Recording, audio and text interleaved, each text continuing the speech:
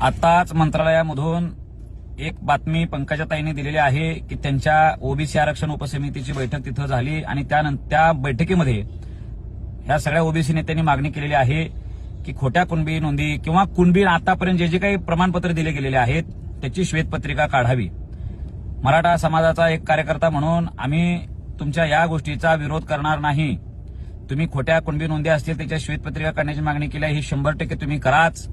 परंतु 23 मार्च 1994च्या JRची सुद्धा श्वेतपत्रिका काढण्याची मागणी या माध्यमातून मी पंकजाताईंना असेल, त्या उपसमितीला असेल किंवा माननीय मुख्यमंत्र्यांना या प्रसंगी करतो।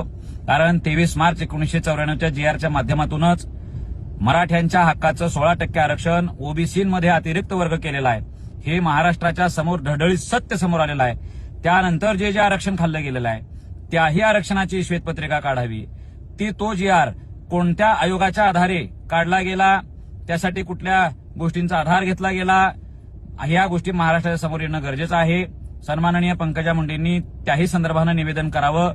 23 मार्च 1994चा JR हा कशा पद्धतीनं अन्यायकारक पद्धतीने राबवला, मराठ्यांचा हक्क कशा पद्धतीने हिरावला गेलेला आहे हे त्यातनं येणार आहे। म्हणून माननीय मुख्यमंत्र्यांना माझी पुन्हा एकदा विनंती आहे की 23 मार्च 1994ची श्वेतपत्रिका काढा। दुसरी गोष्ट त्या म्हणाल्या की मराठा समाज हा राजकीयदृष्ट्या पुढारलेला आहे, असं त्यांचं म्हणण्याचा अर्थ आहे।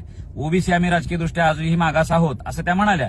माझं असं म्हणणं आहे, जर काही मंत्री आणि काही मुख्यमंत्री मराठा जातीतले झाले म्हणून तुम्ही त्यांना मागास म्हणत असाल किंवा पुढारलेले म्हणत असाल, तर आज देशाचे पंतप्रधान नरेंद्र मोदी हे सुद्धा एका ओबीसी समाजातून येतात।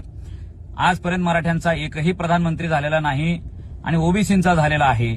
मग याचा अर्थ ओबीसी सगळे पुढारलेले आहेत असाच होत असेल तर ओबीसी आरक्षण सोडणार आहेत का? आणि देशाचे राष्ट्रपती सुद्धा आदिवासी आहेत, एखाद्या आदिवासी झाल्या म्हणून सगळा आदिवासी पुढारला असं तुमचा म्हणण्याचा अर्थ आहे का? या प्रश्नाचंही उत्तर पंकजाताईंनी द्यावं। देशाला, महाराष्ट्राला हे माहिती पाहिजे की काही 4-2 घराणे म्हणजे तो संपूर्ण समाज नसतो। मराठा समाज हा 90-95% गरीब आहे, त्यातले काही प्रस्थापित असतील आणि ओबीसी मध्ये तुम्ही सुद्धा प्रस्थापित आहात। मुंडे घराणं प्रस्थापितच आहे, सावे घराणं प्रस्थापितच आहे, भुजबळ घराणं प्रस्थापितच आहे, तुमच्याकडे काही संपत्ती कमी नाही। आणखी अनेकही धनगर समाजातली प्रस्थापित आहेत, तेली समाजातली प्रस्थापित आहेत। म्हणून तुम्ही अशा पद्धतीनं मराठ्यांच्यावर आरोपित करू शकत नाही। मराठा समाजाचा हक्क हा संविधानानुसार मिळणार आहे, ते संविधान आम्हाला अलाव करणार आणि आम्ही त्या पद्धतीनं लढणार आणि आमचं हक्काचं ओबीसी मधलं आरक्षण आम्ही मिळवणार।